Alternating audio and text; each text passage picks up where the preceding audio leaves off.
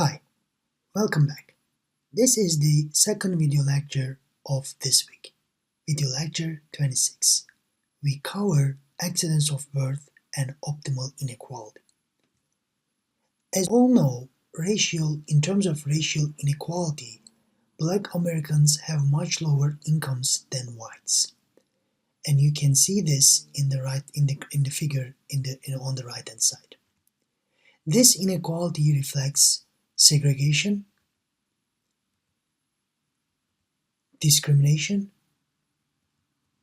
family wealth, and mass incarceration, which all you can see in the figures representing on the right hand side. Milton Friedman famously argued that capitalism eliminates discrimination. However, racial inequality remains very persistent in America, and this is the graph that you're seeing from Colorado.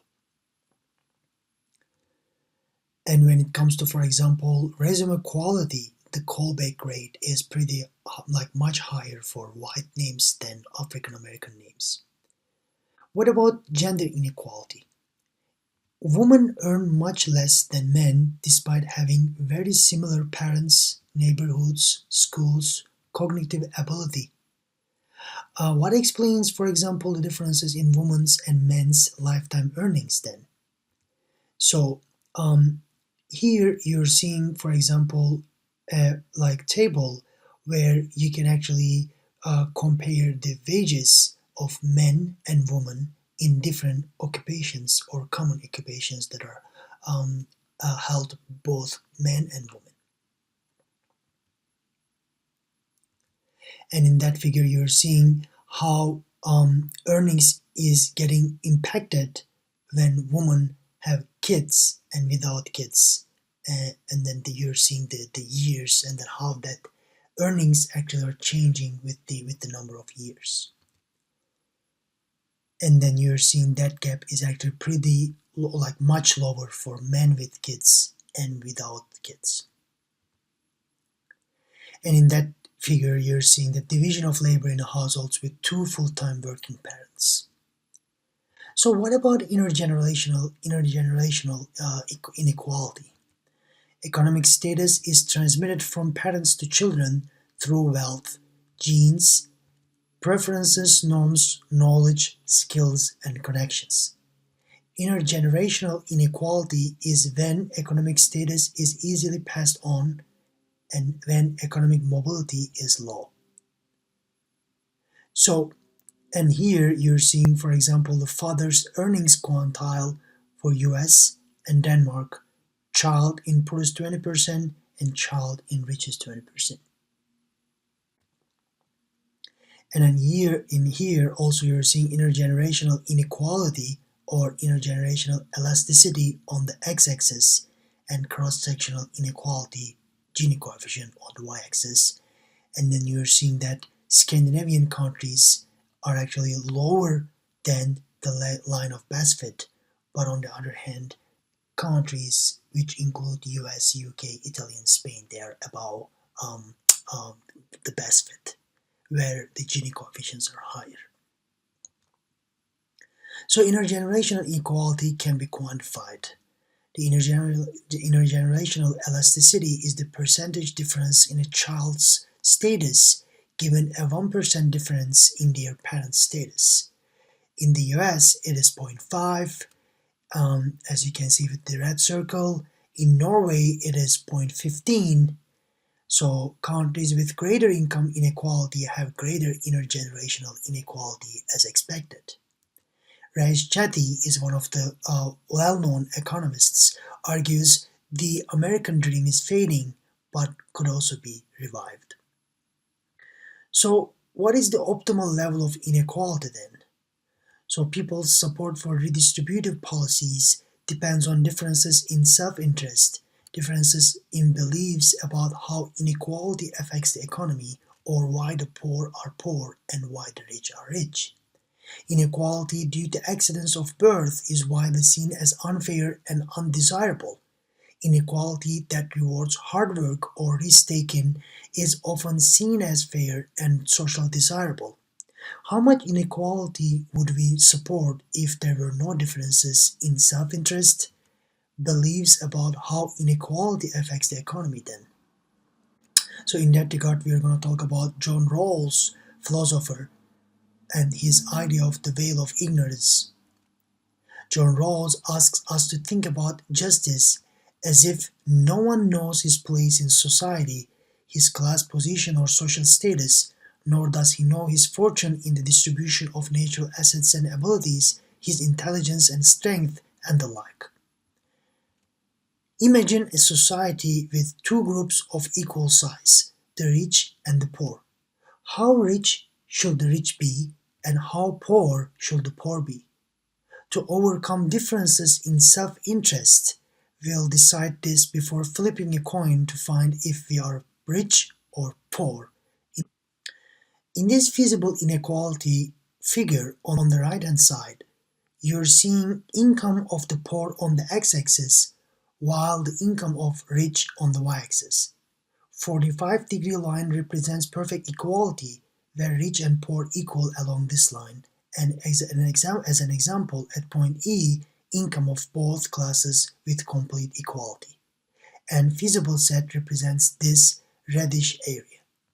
So now assume you know how inequality affects the economy. Only allocations within the feasible set are possible, and feasible set are the area in the reddish set, as I said before. So the slope of the feasible frontier is the margin rate of transformation, as you can recall from the previous video lectures. So your choice depends on your preferences. For example, at point E, there is complete equality. At point R, it is Rawls' ideal.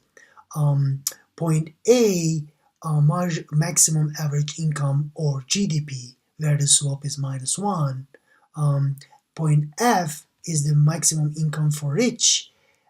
Point D is the perverse inequality, and point B, choice of inequality averse citizens here. And the highest feasible indifference curve of an inequality averse citizen slope MRS is point B. So behind the veil of ignorance, what outcome do you choose? So heads we are rich, tails we are poor. So and you can decide by yourself to this question. And the results flip or regress. So people differ somewhat in their optimal level of inequality. Most of us seek to maximize the income of the poor, maximize the average income, or do something in between. The vast majority of us support increasing equality if doing so increases average incomes. In that regard, actually, the play or the role of institutions matter. So governments influence the degree of inequality through redistribution, using taxes and transfers to distribute disposable income differently from market income. Predistribution, changing the people's endowments or the value of those endowments to affect the distribution of the market income. So in the predistribution case, institutions shape the distribution of income by setting the rules for child labor, collective bargaining, overtime work, land policy or land reform, intellectual property rights, antitrust laws, minimum wage, public education, healthcare. In the redistribution case, government distribute resources through taxes, cash transfers, in-kind transfers, and redistribution from rich to poor, lucky to unlucky, middle-aged to old and young. And then here you can see by the age, average income per household, actually disposable income goes up, original income is lower in older ages, whereas it is the opposite in the younger ages.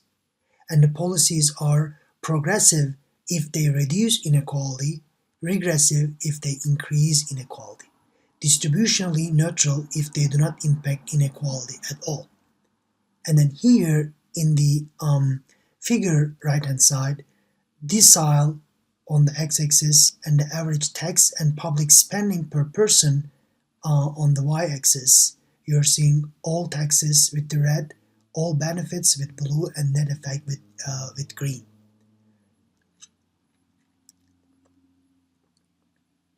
And in the second graph, you're seeing with the decile share of market income with the same group of people.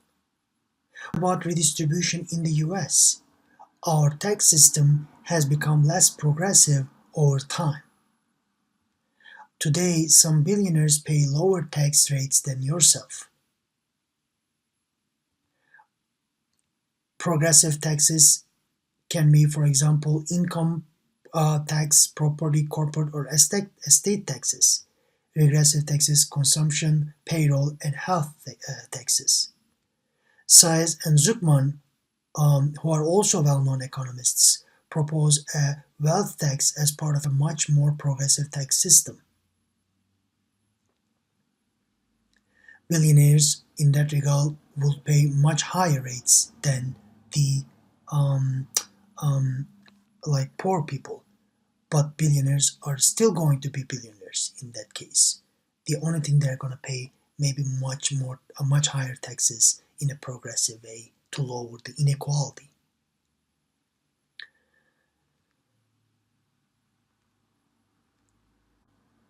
So, what about the equality and economic performance? In the graph on the right hand side, you're seeing long-term average inequality in disposable income or Gini coefficient on the x-axis and the annual average GDP per capita growth from 1970 to 2012 in terms of percentage on the y-axis. And you're seeing again the Scandinavian countries, Norway, Finland, Sweden, and Denmark, they are actually having lower Gini coefficient and higher economic growth, which are called higher performance. Countries include US, Italy, France, UK. They are considered relatively low performance because they are having higher Gini coefficient and lower economic growth. So higher levels of inequality are associated with lower growth rates among rich countries, poor countries. Greater equality may be good for growth by facilitating high levels of trust, boosting the productivity of the poor, requiring less guard labor, etc. So here you're seeing in another graph inequality in disposable income and the number of protective services. And then again, number of protective services are actually lower, and Gini coefficient is actually lower in Scandinavian and other European countries, whereas it is actually higher in the US, UK, and Italy. Also, this is actually much higher in the US in 2000 comparing 1979.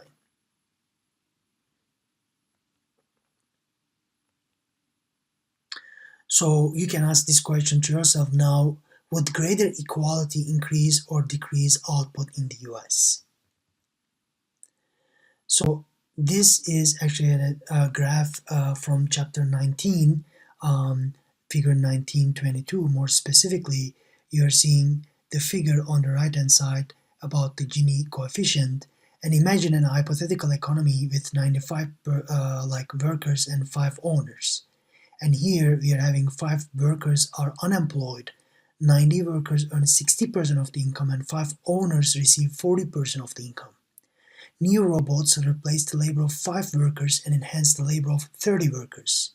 With the new automation, 10 workers are unemployed, 55 workers earn 10% of income, 30 workers earn 50% income, and 5 owners receive 40% of income still. So here, as you can see, automation increases inequality. In the first case before the automation, Gini coefficient was 0.38, and in the second case, which represents the automation, Gini coefficient goes up to 0.53. So overall, in these 2 video lectures, we have covered the most important problem or issue of the economics nowadays or recently for the last couple of decades, which is the inequality.